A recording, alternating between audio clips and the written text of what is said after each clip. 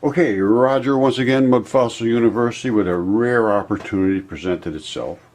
As I was sitting here watching the Science Channel, they started to talk about these mysterious giant stone balls, which I have fully investigated.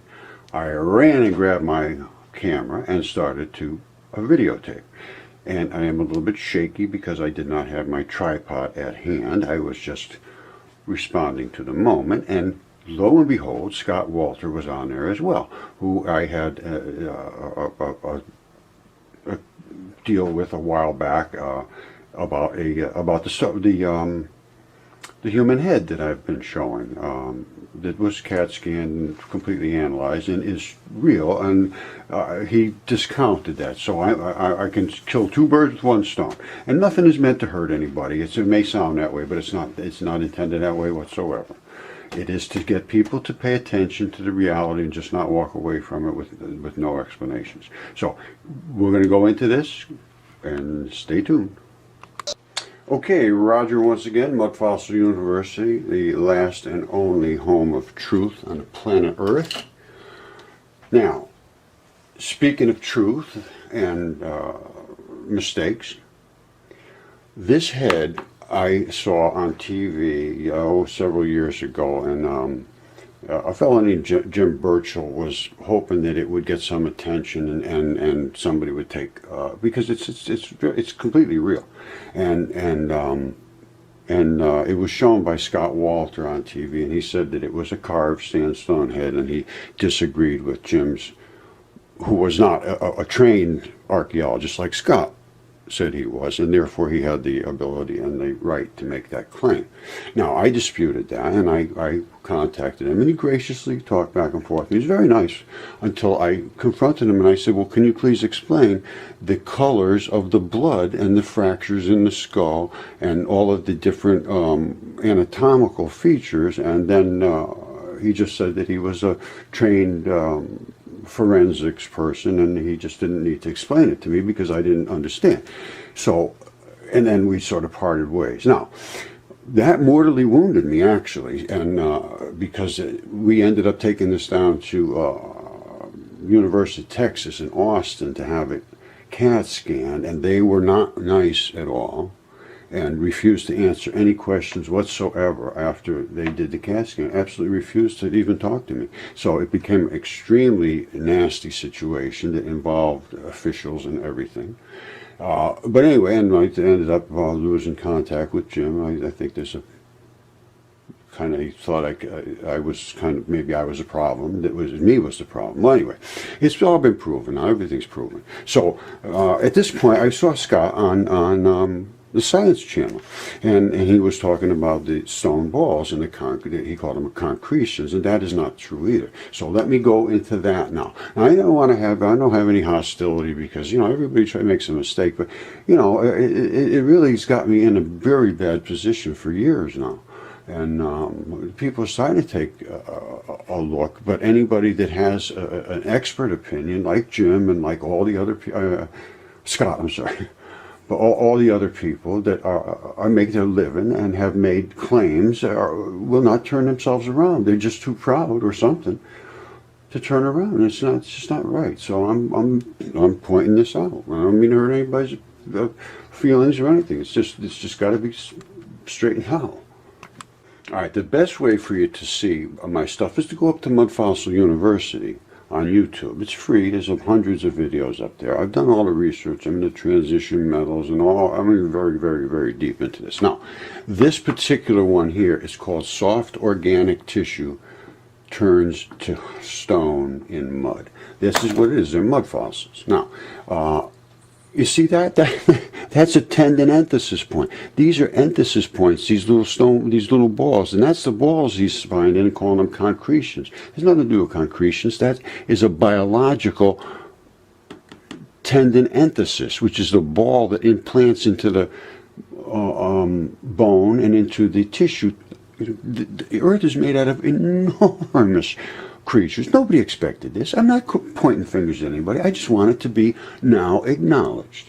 That's the stone balls. They're making up all these silly stories for trying to not, because they're afraid to say this. They're afraid to say this. I know a lot of them know this, and they won't talk about it because they've had all these stories made up, and now they're going to feel foolish or embarrassed. Or I don't know what they think, but it's not right. So anyway, I'm going to show you the evidence I have to prove these stone balls are antithesis points. All right, they may sound like there's something important. These stone balls, they're all over the world. And these are what they do. They're not concretions. They grow inside your body like that, and then there's a stalk that comes out of them. Here's another one here. Oh, well, there's some more coming in here. They're everywhere. And these are stone balls in here, too. They're gigantic, and I mean gigantic, gigantic, gigantic. They're everywhere. Because the whole earth was covered with giants. And sometimes they will take on the minerals that are within the particular solvents that are in that area. And they're not buried deep. And here's what's in the center of them. There's sand in the center of them. It's silicon dioxide. Inside, this here, I believe, is chert or a flint. You have that circular core that houses I believe it's silicon dioxide. Then you have the chert that goes around it. That anchors into your body. All right, so now let's just keep going. I mean, like I said, this is not something that's, and they're huge, and they're on those stalks because the stalk is what anchors them into your body. And inside of them is this yellow stuff. And I'm going to show you what the Chinese used to cut these flat across, and that circular ring in the center. And then they had this yellow. They polish them up and carve into them. Very, very nice. This is what you see. That's a house there on the top. They're everywhere. This is how they split. And here's a giant one. They think it's an eye of a dragon or something. Now this is what's inside of them. There's this matrix, and they call that, some people saying, oh, that's some kind of road work or some kind of grid work. No, that is how, and I can show you I have all the chemistry, the biology, the anatomy, everything about it. So it's no guesses here. And that is the structure that holds that. Remember I said it was chert or flint? That's what holds it in. Now, I don't know if that's true or not. It has to be filled, and that's what happens when they are in certain conditions where the chert or the flint becomes eroded out of there because of acid or salts. And the structural matrix of that thing stays. And then this is one that was preserved in a different condition. And they're all over. See, gigantic, gigantic, gigantic. You see that? Yeah, well, those are stone balls too, and they broke open. Now, see, remember I was talking about the Chinese plates? That's coming out of one of those tendon balls. Here they are all over the place, and they think they're just some concretions, as Scott Walter said, and they're not. And here they are again, concretions, not concretions.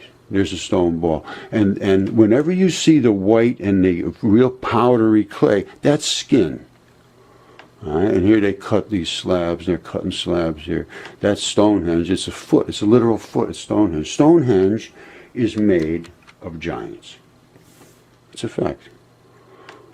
All right, and there's a quarry. And that's a stone ball right there, too. You see that? That's a stone ball. Now, the stuff that's falling out of there, I believe, is sand. And if you could see, I'm showing them quick so I can drill through this. But there's stone balls running all the way down there, the gigantic ones. That was a quarry they did some. So this is, I'm not guessing here, this is serious. And this is what the earth was made of, was giant creatures. Every story in history was written that said that. So just because it's going to scare somebody or because it's going to make you look silly and then people are going to laugh at you, you're just going to go on and say, oh, this is this and this is that, because otherwise you're going to get laughed at. No. I don't do that. I never have, I never will. So I think people have to turn their head around and say, okay, I made a mistake. Let's look at what you got. But that just has not happened in years. So I think it's time that, people has got to stand up for it, because everybody's scared to say anything. You say this to your wife or your husband, they need to treat you like a fool for the rest of your life. Because they're scared. It's just about being scared and embarrassed. Time to stop. All right, there's the tendon balls. Every single joint in your body, every single attachment, every single ligament has a whole bunch of these. And I show these in my mud fossils here. I got one somewhere that shows a whole bunch of those little antithesis points. I don't know, it's not. Oh, here it is, right here. All right, hold on. this is what you're looking at. And they're inside of mud fossils, they're right here. There's these little tiny holes, you see them? That's a ligament attachment. That holds bone to bone. And you see the little tiny holes there? Those are what those balls are anchored into. And this, by the way, is that's a bone. And that's what happens in mud fossils. They don't have bone. That's why it's not a bone, it's a bone. They just don't understand. They're afraid to look. They still go look in the dust where there's nothing but scraps. All the stuff I have is certified. It's DNA tested, CAT scanned. There's no question on things I'm saying. So these are the tendon balls that they are seeing. All right, that's where they anchor. Now, that snaps right off of there, and you hardly see anything at all. There's some of them are just absolutely round. Now, some of them you see that little fracture, like the one that was showed. It had a pack of cigarettes sitting on it before. That's what happens, and they go in layers. That's true, and these are the source of trovants too. They're the same things in trovants. Trovants are either are a product of the area that they're in, Romania and Bulgaria. I think they have them over there in that area, Romania, I think primarily. And I think it's got something to do with I know it has something to do with the chemistry, and it has something to do with either how they were in the solvents of the area, or in the air, or the actual soils. But something is either heavy in the salts or heavy in the acid, and it is doing what we call oxidation, rust, ferrous oxide. It's in iron things. It's a scale, and it grows 10 times the displaced amount. So when you see scale on a rusted pipe, iron pipe, it took up 10 times more space than it had originally. That's why they say the trovants are growing. Anyway, that's this. Now, hold on. All right, and these are the tendon hex fibrils. You see that?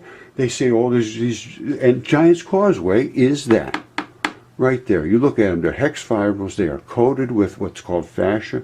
It's really a synovial sheath of bloody, slippery, I forget what they call it, lysine-rich proteins, I think it's called. Yeah, lysine-rich proteins. It's a gooey, slimy stuff so that all these fibers can slide back and forth. Because these are calcium CaCO3 right now. They are nothing more than limestone inside of you, but they are configured in such a way that they are flexible, as long as they stay wet. And as long as they stay wet and they stay in these little flexible fiber sheets, they call them, synovial sheaths. Everything in your body is separated from everything else. I don't know if you know that or not, but nothing in your body would move freely if it was not separated, and everything would gush into everything else. So anyway, this is the things that Devil's Tower, all of the feet you see around the world, Giant's Causeway, that is what it is. These are tendons. It turns into CaCO3 porphyritic limestone, not marine limestone. Marine limestone is clear limestone, strictly of the shells of creatures and things. There is no kaolin clays in it, and that's something you should understand about the pyramids too, because the pyramids are made out of tendons on the inside, which has the kaolin clays, and on the outside capping, it has its only clear CaCO3. I think that has something to do with capacitance between the two. CaCO3 with kaolin has a different chemistry than CO3 with no kaolin. And it could be a capacitance, and you actually have power in the pyramids. There's so much to know it's all transition metal. There's so much to know here, and it's being overlooked because people are scared to talk. Everybody's scared. That's the problem. All right, here's a smoking gun that solves everything. You see that? That's the balls that he's talking about. Scott Walter said it's a concretion. It is not. It's pulled from this layer here, which either is bone or it is flesh. It goes through this Chinese finger trap, which is attached to this flexible tendinous mat. This is the stalk that comes back and invests itself into that mat, and there is copious numbers of these, and that is what holds yourself so that they can pull the mat and stay anchored here. That is what pulls your muscles and your bones and twists and all that. Now, in South America and Peru, they drowned in the flood, the giants, And when they were dried out, they had, or here's what happens. When a creature gets soaked, waterlogged, the transition metals and the volatile organic compounds within that person or in that creature go into solution in the water, especially if it's salt water in a very similar salt condition, which the oceans were when the Great Flood occurred, drowning all the giants. And now the giants had drowned, and now they're dead. They either drowned or they starved. And they, mostly of them standing up because they were enormous, enormous, enormous, as you can see from the walls and so forth in South America that were made by cutting these off and breaking these stems, which gives those little bumps on those walls. And all this was done while these were wet and drying out after the flood, and there was advanced creatures here doing this mining, and I can show that as well. So here's your tendon balls, here's your mats of tendon, which are used for the walls. And there's also another tendon that they used extensively, which was the Achilles. Okay, I'll show you this in a second, but this is the stuff of the Achilles tendon that they used here. Now, if you can see right there, that's really where the abrupt transition is.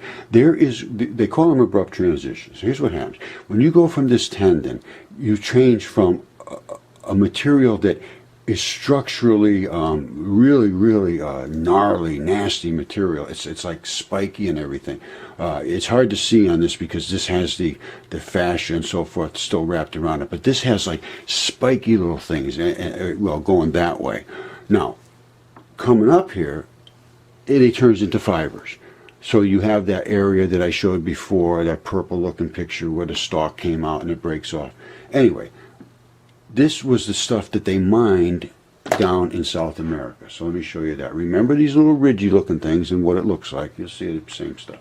By the way, talking about giants, these are the different things. You see, these are the straight ones you see all over the place. I'll show you some of these if we didn't see them yet. This is the wavy stuff, is at the transition between where this stuff here is the tendon fibrils, okay? It comes up from the ankle in these stripes, and they are under extreme tension in the back of your leg. That gives you the spring in your step. That's exactly what it is. It's a spring tension. When it gets cut right here, what happens is you get this. You see these wavy looking stuff? That unloads the spring, and that's what happened to Devil's Tower and all the other places. Now the other ones are this kind this connective tissue. This is it's all connective tissue, and this is what holds you together. And then that's a different, it's all sort of the same stuff, cut in different ways and under different types of stress. So let's go look at what we got. All right, I showed you the tendons and so forth, and this is what they break, and they break flat as a pancake. It's called an abrupt transition. Now, let me show you what happens in the mud fossils. All right, just to show you how they break flat. You see this? These little... That's how we're made. We're made in layers, literally layers. It's crazy, I'm telling you, but it's true.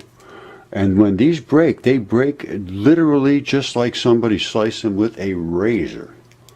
All right, you see that right there? That is the line, and this is like 2 microns. This is so tiny, the wavering of the break. However, below the break, you get this wrinkle zone because it snaps. Okay, and that is how it emplaces in the bone, and that's where the balls are. So where it snaps, you get the wrinkle zone right at the top, and I'll show you how Devil's Tower. All right, my statement is that that's a foot. That would be, and the heel bone is right here, and if you look careful, you can actually see the red blood spots, which is called the calcaneal arterial branches that run down in the heel. You see there'll be reddish little places here and there. The kaolin clays are still, they run off, they erode off of there, and then you end up with this limestone, but you'll see them here and there. That is the wrinkle zone at the top. What can I say?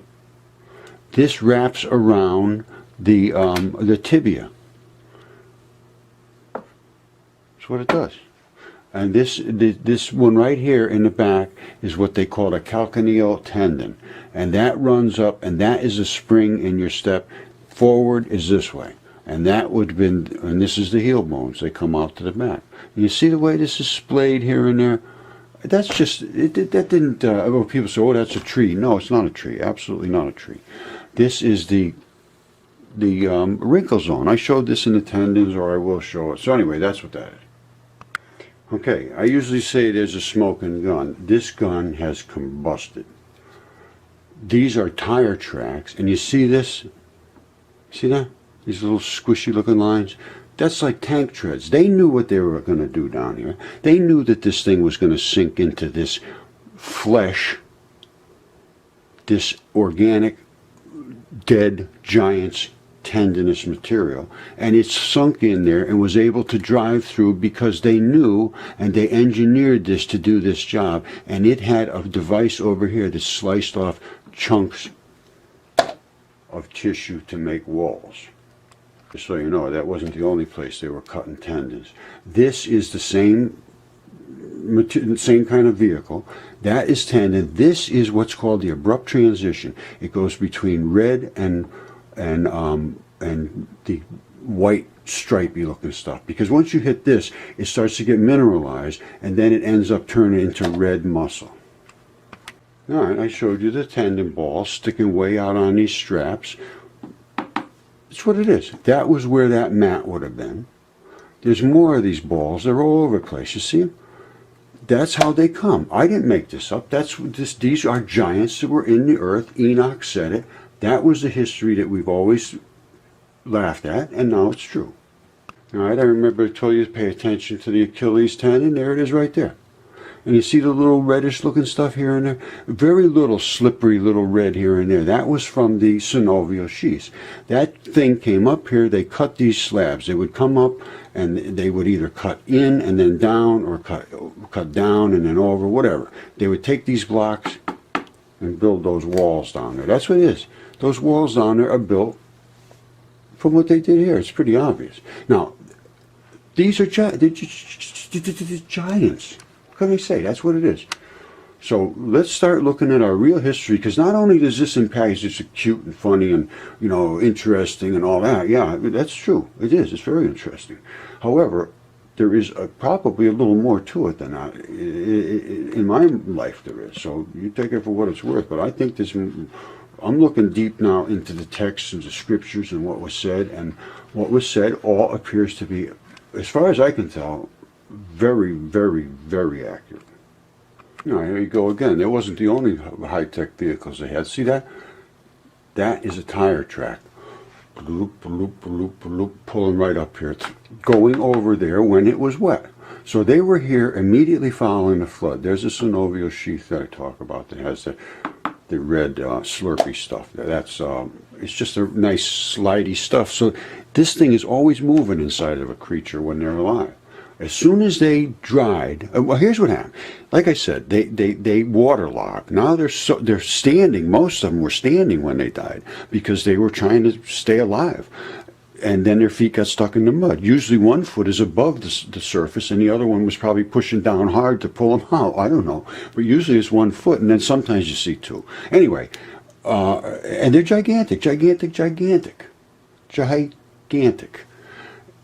That is what it was written, and Velikovsky did all this research. They laughed at him, destroyed him, and probably don't ever heard his name.